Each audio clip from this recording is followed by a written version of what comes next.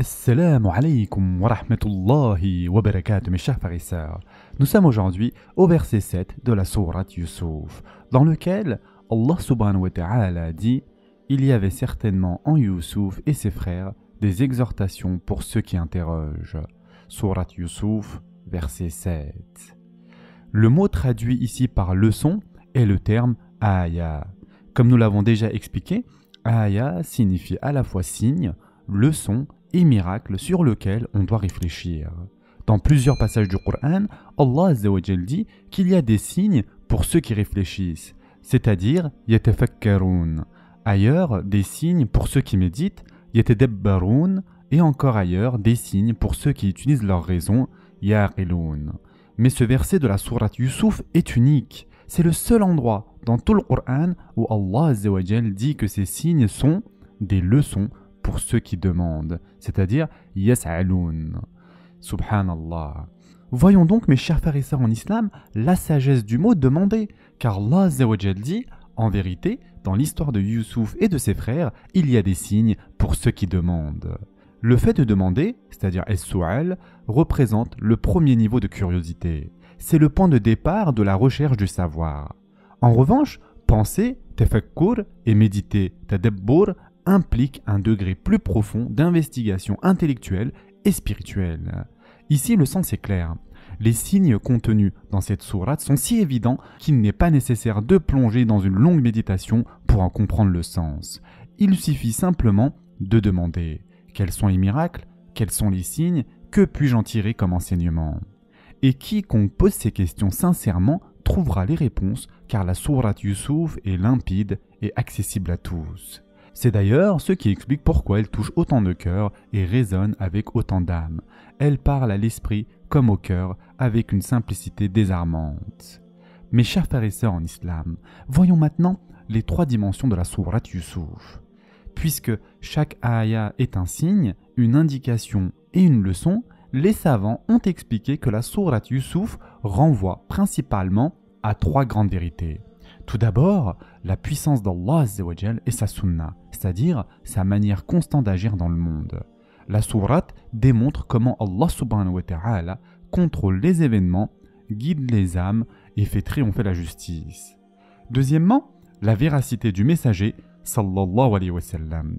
Ce récit, révélé à un homme qui n'avait aucun accès au récit des anciens peuples, constitue par lui-même une preuve de sa prophétie. Et enfin, troisièmement, les leçons morales et spirituelles tirées de l'histoire de Yusuf alayhi salam. Elle enseigne la patience, la chasteté, la fidélité à Allah Azza wa Jal et la certitude que le mal ne triomphe jamais. Mes chers frères et sœurs en islam, cette sourate nous montre qui est Allah subhanahu wa ta'ala et comment il agit avec ses serviteurs. Elle nous enseigne que Allah Azza wa Jal observe constamment ses serviteurs, qu'il n'abandonne jamais ceux qui lui sont fidèles et qu'à la fin, la victoire appartient toujours aux sincères et aux justes. C'est là l'un des messages centraux. La droiture finit toujours par triompher. Mes chers frères et sœurs en islam, la raison pour laquelle cette sourate fut révélée était de consoler le prophète sallallahu alayhi wa sallam pendant une période de grande souffrance, une époque où il faisait face à la dérision, au rejet et à la douleur. Allah Azza wa Jal lui rappelait: même si tu es moqué et humilié aujourd'hui, tu sortiras victorieux comme Yusuf alayhi salam avant toi. Car telle est la récompense de ceux qui ont la taqwa, c'est-à-dire la conscience d'Allah Azza wa Jal.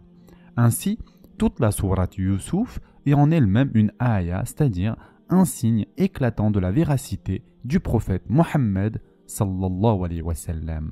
Allah Azza wa Jal y affirme que ce prophète ne pouvait pas connaître cette histoire autrement que par révélation divine. Et Allah Azza wa Jal dit ensuite, confirmant ce sens: voilà une partie des récits de l'invisible que nous te révélons ô prophète. Ni toi ni ton peuple ne les connaissiez avant cela. Endure donc avec patience, car la fin heureuse appartient uniquement aux pieux. Sourate Yusuf, verset 102. Cette dernière parole résume à elle seule tout l'esprit de la sourate. La révélation vient d'Allah Azza wa Jal seul. La vérité du prophète sallallahu alayhi wa sallam est prouvée. La patience conduit toujours à la victoire. Et enfin, la fin heureuse appartient aux croyants sincères. Mes chers frères et sœurs en islam, voyons maintenant le verset suivant, dans lequel Allah Azza wa Jal dit: Quand ceux-ci dirent « Youssouf et son frère sont plus aimés de notre père que nous, alors que nous sommes un groupe bien fort. Notre père est vraiment dans un tort évident. » Surat Youssouf, verset 8. Allah Azza wa Jal commence ce verset par l'expression « Souviens-toi du moment où ils dirent ou quand ceux-ci dirent, certes Youssouf et son frère. » Le mot « souviens-toi » Id marque le début d'un épisode important de l'histoire et il invite à la réflexion. Dans ce passage, le nom de Youssouf est prononcé avec une emphase particulière dans le texte arabe, l'ajout d'un lam.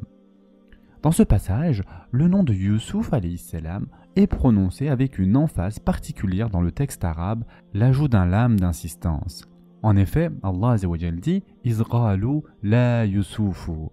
Il ne fait aucun doute que Youssouf et son frère, ou encore ce Youssouf-là et son frère, sont véritablement ceux dont il est question. Cela met en avant le caractère indiscutable de ce qu'ils apprêtent à dire. Mes chers frères et sœurs en islam, comme vous le savez, tous étaient frères, fils du prophète Yaqub alayhi salam. Mais ici, le Coran parle de Youssouf et de son frère au singulier, c'est-à-dire son frère germain Binyamin. Selon l'unanimité des commentateurs, ces deux-là étaient issus de la même mère, tandis que les 10 autres provenaient d'épouses différentes. À cette époque, Binyamin était encore un nouveau-né, et Youssouf n'était qu'un jeune enfant. Les frères dirent « Youssouf et son frère sont plus aimés de notre père que nous ». Ils savaient parfaitement à quel point leur père aimait Youssouf alayhi salam, mais ils n'osaient pas l'accuser d'injustice dans le partage matériel ou dans la distribution de ses biens. Ils invoquaient simplement l'amour, un sentiment du cœur. Et ici se trouve une leçon juridique et spirituelle essentielle. Dans notre charia, il est obligatoire de traiter ses enfants de manière équitable dans tout ce qui est matériel, que ce soit les cadeaux, héritages, dons, biens, etc. Cependant, l'amour du cœur, lui, n'est pas soumis à la volonté humaine. On ne peut pas être tenu pour responsable d'aimer un enfant plus que les autres, car l'amour est un sentiment que seul Allah Azza wa Jal contrôle. Le prophète, sallallahu alayhi wa sallam, fut d'ailleurs un jour abordé par un homme qui lui dit « Ô messager d'Allah, sois témoin que j'ai offert à mon fils Nu'man telle et telle part de mes biens. » Le prophète sallallahu alayhi wa sallam lui demanda « As-tu fait de même pour tous tes enfants ?» L'homme répondit « Non ». Alors le prophète sallallahu alayhi wa sallam lui dit « Alors ne me prends pas pour témoin, ne vaudrais-tu pas que tous tes enfants t'honorent de manière égale ?» L'homme répondit « Bien sûr que si ». Le prophète sallallahu alayhi wa sallam conclut en disant « Alors ne fais pas cela ». Et ce hadith a été rapporté par Bukhari et Muslim. Cet épisode montre la sagesse de l'équité parentale. Un père doit veiller à ne pas provoquer de jalousie ou de rancune entre ses enfants par des préférences matérielles. Ensuite, les frères poursuivirent. Alors que nous sommes un groupe fort et nombreux, le mot utilisé dans le Coran est « uzbah » qui désigne un clan, une bande soudée, une grande fratrie. Ils étaient 10 frères et ils s'appuyaient sur leur force numérique pour se comparer à Youssouf alayhi salam et à Binyamin, qui n'étaient que 2 enfants faibles et jeunes. Ils insinuaient aussi « Nous sommes plus utiles à notre père, plus forts, plus expérimentés et capables de répondre à ses besoins. » Leur raisonnement était donc purement matériel et égocentrique. Ils ne comprenaient pas que l'amour sincère d'un père ne se mesure ni à l'âge, ni à la force, ni au service rendu, mais à la pureté du cœur et à la piété. Ils ajoutèrent ensuite « En vérité, notre père est dans un égarement évident. » Dans le texte arabe, les particules « inna » certes et « la » vraiment viennent renforcer la certitude de leur accusation. Il ne fait aucun doute que notre père se trompe clairement. Mais attention ici, ils n'accusaient pas leur père, le prophète Yaqub alayhi salam, d'erreur dans la foi ou dans la religion, mais seulement d'erreur dans son affection. Ils lui reprochaient d'aimer davantage Youssouf et Binyamin, ce qu'ils percevaient comme une injustice affective. Ce passage nous montre clairement que les frères de Youssouf alayhi salam n'étaient pas encore des hommes pieux à ce moment-là.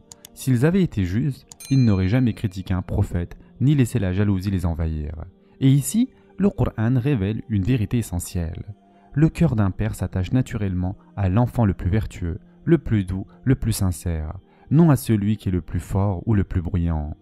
Ainsi, la jalousie des frères provenait d'une double erreur. Tout d'abord, ils confondaient amour et injustice, et deuxièmement, ils pensaient que la valeur d'un être se mesure à la quantité ou à la force, et non à la pureté du cœur. Ce sera tout pour aujourd'hui. En attendant, prenez soin de vous mes chers frères et sœurs, et à très prochainement, Inch'Allah.